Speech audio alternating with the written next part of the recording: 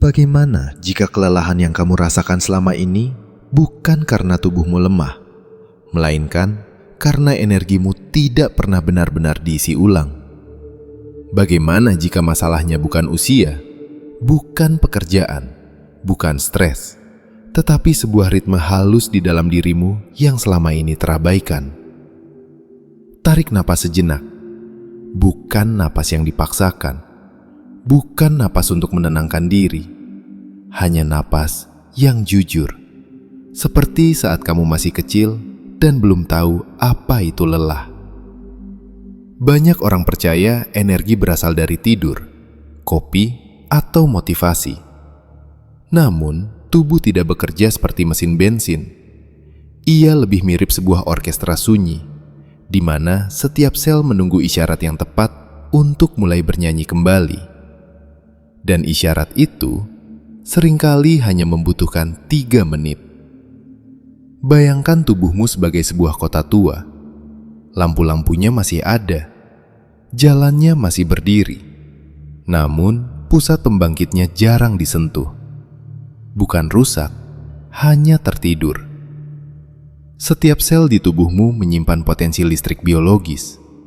Bukan metafora, bukan puisi, tapi fakta yang sering kita lupakan karena terlalu sibuk hidup di kepala.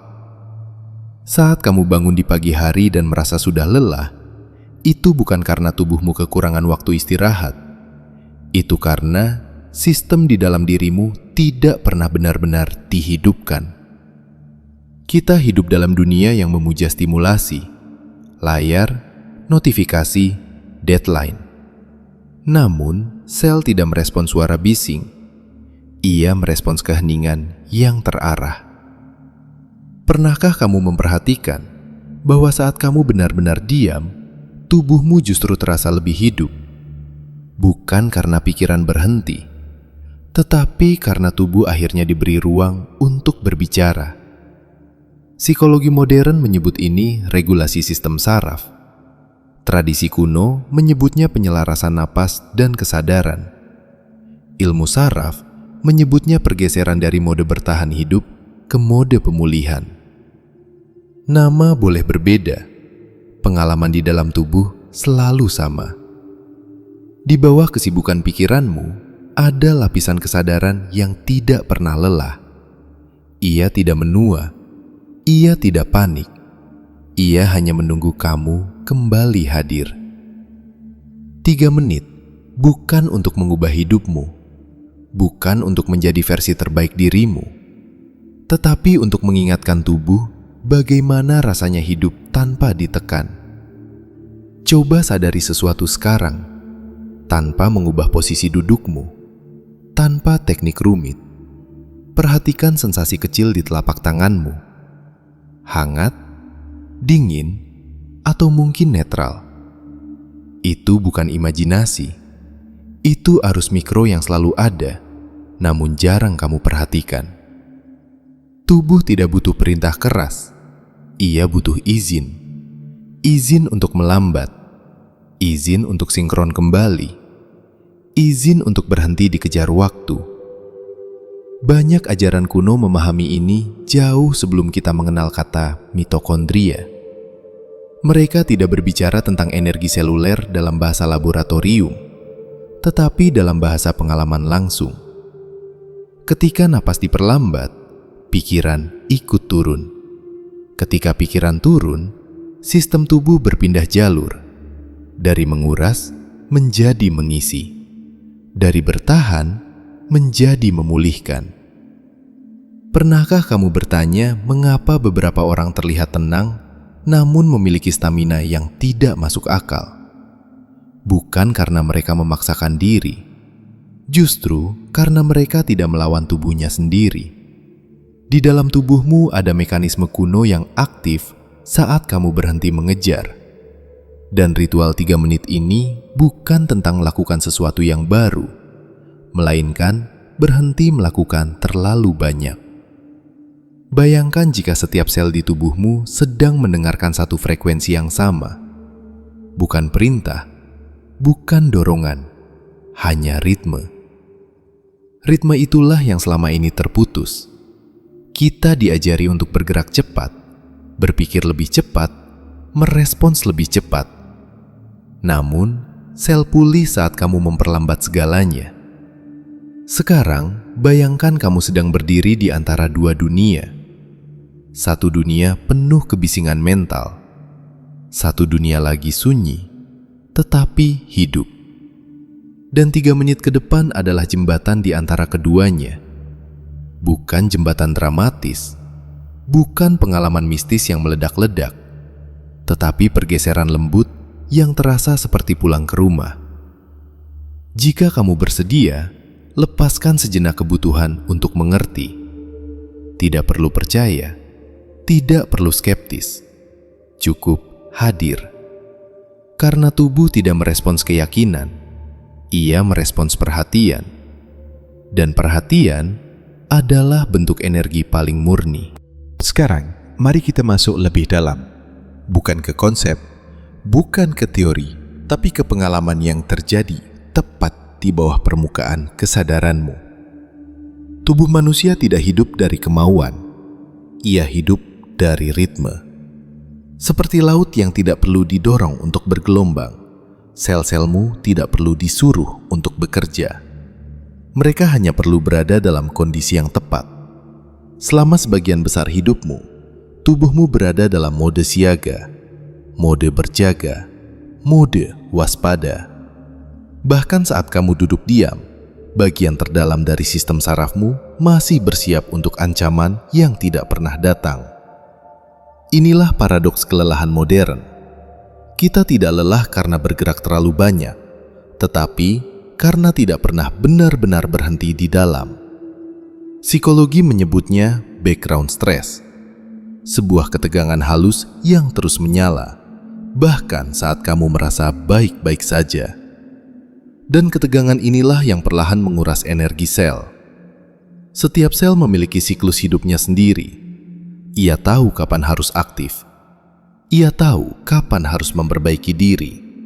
Namun ia membutuhkan satu hal, sinyal bahwa lingkungan aman. Tanpa sinyal itu, sel hanya bertahan, bukan berkembang. Dan disinilah napas memainkan perannya, bukan sebagai alat relaksasi, bukan sebagai teknik, tetapi sebagai bahasa yang dipahami langsung oleh tubuh.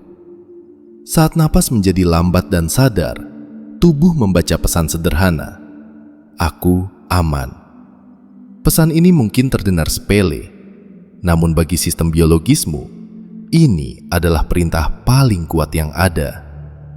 Dalam kondisi aman, energi tidak lagi dipakai untuk berjaga. Ia dialihkan untuk memperbaiki, menyelaraskan, dan mengisi ulang. 3 menit, bukan angka mistis, bukan kebetulan, tetapi waktu minimum yang dibutuhkan tubuh untuk berpindah jalur secara kimiawi dan saraf. Banyak penelitian modern membuktikan bahwa perubahan kecil pada napas dan perhatian dapat menggeser aktivitas otak dari gelombang cepat ke gelombang restoratif. Namun sebelum sains menamainya, manusia sudah lama mempraktikannya tanpa label. Para biksu, para pertapa, para tabib kuno, mereka tidak mengejar energi. Mereka menciptakan ruang agar energi kembali dengan sendirinya. Sekarang, dengarkan ini dengan perlahan. Energi tidak pernah pergi dari tubuhmu. Ia hanya terjebak dalam ketegangan yang tidak kamu sadari. Bayangkan sebuah sungai. Airnya tidak habis, namun alirannya tersumbat oleh batu-batu kecil. Bukan bendungan besar, hanya akumulasi halus. Pikiran yang tidak selesai, emosi yang ditahan, tubuh yang terus dipaksa berfungsi. Ritual ini bukan tentang membersihkan semua itu. Terlalu ambisius, terlalu berat. Ritual ini hanya tentang menggeser satu batu. Satu saja. Sekarang, rasakan punggungmu. Bukan posisinya, tapi beratnya. Biarkan gravitasi mengambil alih sedikit lebih banyak. Biarkan tubuh ditopang, bukan menopang. Di momen inilah, banyak orang pertama kali menyadari betapa sering mereka menahan diri tanpa alasan. Menahan napas, menahan bahu, menahan rahang, menahan hidup. Ketika kamu melepaskan satu lapisan ketegangan saja, tubuh langsung merespons. Bukan dengan sensasi dramatis, tetapi dengan rasa lapang yang halus. Inilah tanda pertama bahwa energi mulai mengalir kembali. Bukan melonjak, bukan meledak, mengalir. Seperti listrik yang kembali stabil setelah gangguan kecil. Banyak orang lewatkan momen ini karena mereka menunggu sesuatu yang spektakuler. Padahal pemulihan selalu terasa sederhana, tenang, hangat, utuh. Jika kamu tetap hadir di sini tanpa mengejar hasil, tubuh akan melakukan sisanya. Karena tubuhmu jauh lebih bijak daripada pikiran yang mencoba mengendalikannya. Dan di titik ini, kita mulai menyentuh sesuatu yang lebih dalam. Bukan hanya energi sel, tetapi hubunganmu dengan waktu. Saat kamu berhenti terburu-buru, tubuh berhenti menua dengan cara yang sama. Bukan berarti usia berhenti, tetapi kualitas hidup berubah. Orang yang energinya penuh tidak terlihat muda karena wajahnya, tetapi karena geraknya tidak terputus. Perhatiannya tidak terpecah, kehadirannya utuh. 3 menit ini adalah latihan untuk kembali utuh. Bukan dengan usaha, tetapi dengan izin. Dan semakin sering kamu memberi izin ini, semakin cepat tubuh mengenali jalannya kembali. Sekarang, perhatikan sesuatu yang sering luput. Saat kamu benar-benar hadir di tubuhmu, waktu terasa berbeda. 3 menit tidak lagi terasa sempit. Ia melebar, melunak, seolah memberi ruang bagi sesuatu yang lama tertahan. Inilah yang jarang dibahas. Energi sel tidak hanya berkaitan dengan kimia tubuh, tetapi juga dengan cara kamu mengalami waktu. Ketergesaan adalah bentuk tekanan biologis, dan tekanan, sekecil apapun, selalu dibaca tubuh sebagai ancaman. Saat kamu hidup seolah selalu terlambat, tubuh ikut mempercepat dirinya. Detak jantung sedikit lebih tinggi, napas sedikit lebih dangkal, otot sedikit lebih siap. Tidak cukup ekstrim untuk disadari, namun cukup konsisten untuk menguras. Ritual 3 menit ini bekerja bukan dengan menambah sesuatu, melainkan dengan menarik tubuh keluar dari ilusi dikejar waktu. Coba sadari denyut di dadamu, bukan untuk mengubahnya, hanya mengakuinya. Seperti menyapa seseorang yang selama ini bekerja tanpa henti untukmu. Dalam kesadaran sederhana ini, tubuh menerima pesan kedua. Aku didengar. Dan ini penting. Tubuh yang tidak didengar akan berteriak lewat kelelahan, lewat nyeri kecil, lewat rasa berat yang tidak jelas asalnya. Namun tubuh yang didengar tidak perlu berteriak. Disinilah transformasi halus terjadi. Bukan ledakan energi, bukan euforia, tetapi kembalinya koordinasi internal. Setiap sistem mulai berbicara kembali dalam bahasa yang sama. Sistem saraf, sistem hormon, sistem imun.